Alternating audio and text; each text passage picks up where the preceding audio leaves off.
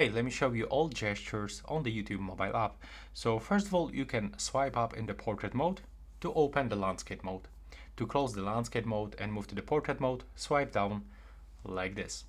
Next, you can also rewind this video by swiping up like this from the bottom of the screen, and then you can move this white line below this preview, and that's actually how you can quickly rewind to any part of the video. If you want to play, of course, you have to click on this play button. And now you can also speed up this video by clicking and holding right here. Now, as you can see, it set the speed to 2x.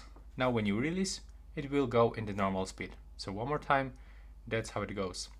If you want to just rewind this video, you can double tap on the screen on the left or the right side.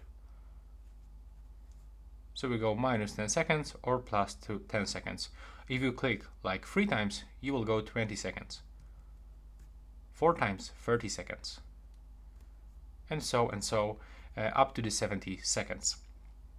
You can also click on the screen to show these navigation buttons like screencasting, automatic play, and there's also the captions option. If you want to close this screen, just click right here.